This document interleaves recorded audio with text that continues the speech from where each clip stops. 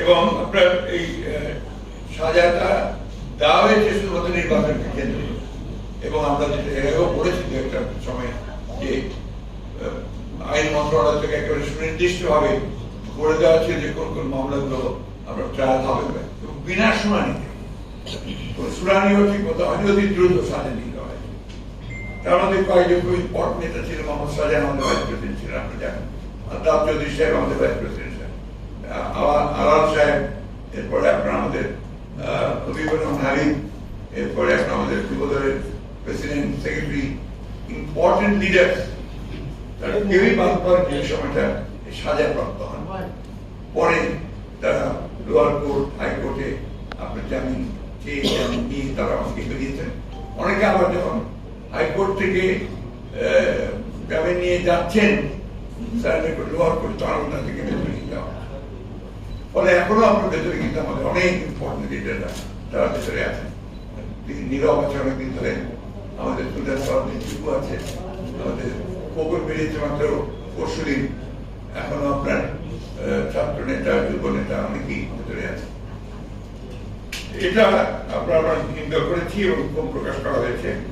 সবাই মনে করে অবৈধ সরকারের সাজানো নির্বাচন অনুষ্ঠানের মাধ্যমে ক্ষমতাকে নিরঙ্কুশ করার লক্ষ্যে বিরোধী রাজনৈতিক নেতা কর্মীদের সাজা দিয়ে তারা অন্তরীণ করে এই রাজনৈতিকরণের প্রক্রিয়াকে বাস্তবায়িত করার জন্য বিচার প্রক্রিয়াকে হাতিয়ার হিসেবে ব্যবহার করা হচ্ছে।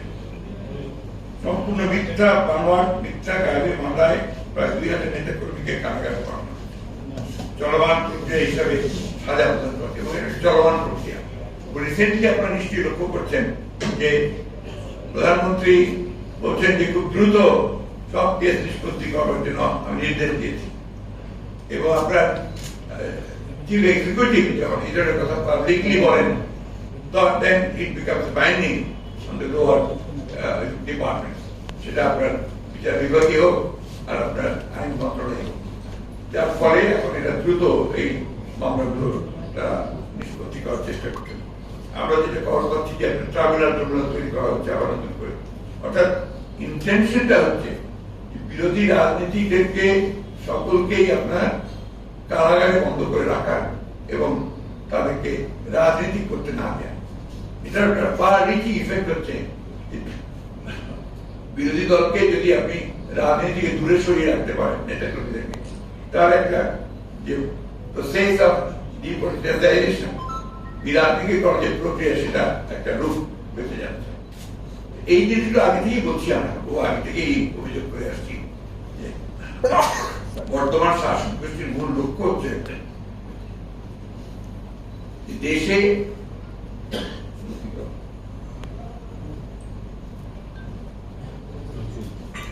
দেশে রাজনীতিকে একেবারে নির্বাসন করা এবং এখানে শুধুমাত্র তারাই রাজনীতি করবেন এবং যার ফলশ্রুতিতে আমরা দেখছি আপনার যে প্রত্যেকটি নির্বাচনে তার ফল দেখতে পাচ্ছি আমরা যে তারাই নির্বাচন করছেন, তাদের ক্যান্ডিডেট তারা সিলেক্ট করছেন, দামি ক্যান্ডিডেট তারাই নির্বাচন করছেন এবং তথাকথিত বিরোধী দল হিসেবে যারা আছেন তাদেরও তারাই সিলেক্ট করে দিচ্ছেন এবং তাদের আসনগুলো সিলেক্ট করে দিচ্ছেন।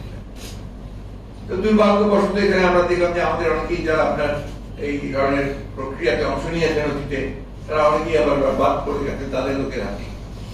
এই ধরনের ঘটনাগুলো তামাশাগুলো ঘটছে, যেটা আমি আলোচনা করেছি, এই তামাশা একটা চলছে।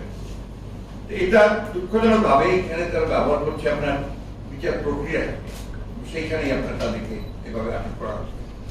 চলমান প্রক্রিয়া হিসাবে সাজা প্রদান করা হচ্ছে। এই সভা অবিলম্বে এই প্রক্রিয়া বন্ধ করে সকল বিদ্যমান তার বিচার প্রক্রিয়াকে হাতে হিসেবে ব্যবহার বন্ধ করার আহ্বান জানানো হয়। মানুষের তো শেষ আশা ভরসাকে স্থল থাকে, সেই স্থলটা হচ্ছে কিন্তু আপনার বিচার বিভাগ, কোর্ট। সেই কোর্টে যদি আপনার দেখা যায় যে এই সরকার হস্তক্ষেপ করছে এবং তাদেরকে আপনার প্রভাবান্বিত করছে যে তাদের মতো করে আপনার বিচার প্রক্রিয়া করার জন্য, তখন সেখানে সমস্যাগুলো তৈরি হয়। এবং আজকে সত্যি কথা বলতে গিয়ে বাংলাদেশে এই সমস্যাটাই হয়ে গেছে সবচেয়ে বড়। অন্যান্য দেশগুলোতে যেখানে এখনো আপনার কিছু কিছু আপনার অথরিটেরিয়ান গভর্নমেন্ট আছে, কিন্তু এখন কিছু কিছু বিচার বিভাগের স্বাধীনতা মিনিমামটুকু হলেও আছে, তারা কিন্তু আপনার সেখান থেকে কিছুটা রিলিফ পায়। এখানে কিন্তু আনফর্চুনেটলি বিরোধী দল কোনো রিলিফ পাচ্ছে না। অনেকে হয়েছে আলোচনা আপনার যেটা আপনাদের সঙ্গে জড়িত আছে যে সবাই গভীর উদ্বেগের সঙ্গে সম্প্রতি বাংলাদেশ ব্যাংকে সাংবাদিকদের প্রবেশে নিষেধাজ্ঞা আরোপ করার বিষয়টি নিয়ে আলোচনা হয়। সবাই মনে করে দেশে যে ভয়াবহ সর্বগ্রাসী দুর্নীতি ও অনিয়মের মাধ্যমে সরকারি দলের সমর্থকদের সঙ্গে সম্পৃক্ত ঋণ খেলাপি ও অসাধু ব্যবসায়ীদের স্বার্থ রক্ষার জন্য এই ধরনের নিষেধাজ্ঞা জারি করা হয়েছে। যেহেতু এই সরকারের কোন স্তরে কোন জবাবদিহিতা নেই, সেহেতু লাগামহীনভাবে ব্যাংক লুট, অর্থ পাচার, জনগণের অর্থ লোপাটের মাধ্যমে একটি বিশেষ গোত্র তৈরি করা হচ্ছে, যেটাকে আমরা অলিগার্কি বলছি, যারা এই অবৈধ সরকারের অবৈধ কর্মকাণ্ডকে আর্থিক সহায়তা প্রদান করছে। অবৈধ সভায় অবৈধ তথ্য প্রবাহে বাধা দানের প্রচেষ্টার তীব্র নিন্দা প্রকাশ করা হয় এবং অবিলম্বে অবৈধ তথ্য প্রবাহ নিশ্চিতের লক্ষ্যে সকল প্রকার অসাংবিধানিক নিষেধাজ্ঞা আইন প্রত্যাহারের দাবি জানানো। আমরা আপনাদের প্রতি এখনো আস্থাশীল, এই জন্য যে এখনো আপনারা আমরা দেখি মাঝে মাঝে কিছু নিউজ করেন, প্রতিবেদন করেন, যেটা আপনার গোটা জাতিকেই নাড়া দিয়ে দেয়।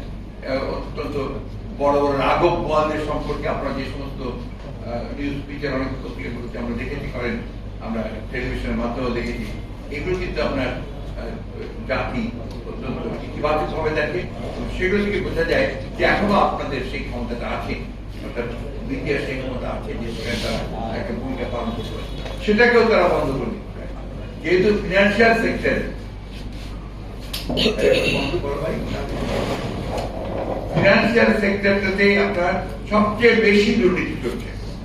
ব্যাংক বন্ধ হয়ে যাচ্ছে, লুটপাট হয়ে যাচ্ছে সময়, আপনার বাংলাদেশ ব্যাংকে হয়ে যায়, লোপাট হয়ে যায়, হ্যাকিং হয়, টাকা বের করে নিয়ে চলে যায়, আপনার সোনা আপনার দামাতে পরিণত হয়। এই সমস্ত ঘটনাগুলো বাংলাদেশ ব্যাংকও করে। এই জিনিসটা আপনারাই তুলে ধরেন জনগণের সামনে, সেই কারণে সেটাকেও যেন বন্ধ করা যায়, সেই জন্য তারা এই নিষেধাজ্ঞা দেয়। কতটা নিবর্তনমূলক হলে এই বিষয়গুলো করা যায় সেই জিনিসটা কিন্তু আমাদেরকে আপনার খেয়াল রাখতে হবে। দ্বিতীয়ত হচ্ছে সবাই অবৈধ তথ্য প্রবাহে বাধা দানের প্রচেষ্টা তীব্র নিন্দা প্রকাশ করা হয় এবং অবিলম্বে অবৈধ তথ্য প্রবাহ নিশ্চিতের লক্ষ্যে সকল প্রকার অসাংবিধানিক নিষেধাজ্ঞা আইন বা বিধান প্রত্যাহারের দাবি জানানো হয়।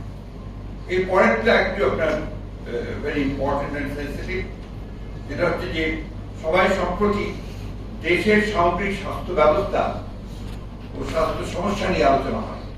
তাতে বলা হয় বাংলাদেশে মোট মৃত্যুর প্রায় 70% ঘটে হার্ট অ্যাটাক, স্ট্রোক কিংবা ডায়াবেটিস সংক্রান্ত বিভিন্ন ধরনের অসংক্রামক রোগ। অথচ এইসব রোগ মোকাবেলায় সরকারের অর্থ বরাদ্দের পরিমাণ মাত্র মোট স্বাস্থ্য বাজেটের 4.2%। এর আগে গত মার্চ মাসে সিপিডির একটা রিপোর্টে জনস্বাস্থ্যের এক ভয়ঙ্কর চিত্র ফুটে উঠেছে। রিপোর্টে বলা হয়েছে দেশের প্রায় 13 কোটি মানুষ প্রয়োজনীয় পুষ্টিকর খাদ্য গ্রহণ করতে পারছেন না। গত মার্চ মাসেই বাংলাদেশ নিরাপদ খাদ্য কর্তৃপক্ষ বিএফএস এর শীর্ষ কর্মকর্তা বলেছেন দেশে প্রতি বছর 1,14,000 মানুষ ক্যান্সারে মৃত্যুবরণ করছে। এই ক্যান্সারের মূল কারণ অনিরাপদ খাদ্য। এখন প্রশ্ন হচ্ছে জনস্বাস্থ্য সুরক্ষায় এই অবৈধ সরকারের কি ধরনের ব্যবস্থা নেই? জনস্বাস্থ্য নিরাপত্তায় এই সরকার কেন এত উদাসীন? জনস্বাস্থ্য নিরাপত্তা নিশ্চিত করার লক্ষ্যে দেশের নাগরিকদেরকে পুষ্টিকর খাদ্য যোগান দেওয়া, অনিরাপদ খাদ্য সম্পর্কে সচেতন করা সরকারের অন্যতম গুরুত্বপূর্ণ দায়িত্ব। কিন্তু তারা এই দায়িত্বটা পালন করছে না কেন? প্রধানত এখানে তাদের দুর্নীতি জড়িত আছে, এখানে তাদের বিভিন্ন রকম নিজেদের পলিটিক্স জড়িত আছে, তাদের ক্ষমতায় থাকার বিষয়গুলো জড়িত আছে। সবাই মনে করে নিজ নিজ দেশের নাগরিকদের স্বাস্থ্য নিরাপত্তা নিশ্চিত করার ক্ষেত্রে রাষ্ট্র কিংবা রাষ্ট্রসংঘ কি ধরনের গুরুত্বপূর্ণ ভূমিকা রাখতে পারে বা রাখা উচিত। সাম্প্রতিক সময়ে ইউরোপিয়ান ইউনিয়ন ছাড়াও আরো কয়েকটি দেশ এমন একটি উজ্জ্বল দৃষ্টান্ত স্থাপন করেছে। ইউরোপিয়ান ইউনিয়নের খাদ্য নিরাপত্তা নিয়ে কাজ করা সংস্থা rapid alert system for food and feed RFFF গত এপ্রিল মাসের শেষ সপ্তাহে প্রকাশিত একটি রিপোর্টে বলেছে ইউরোপীয়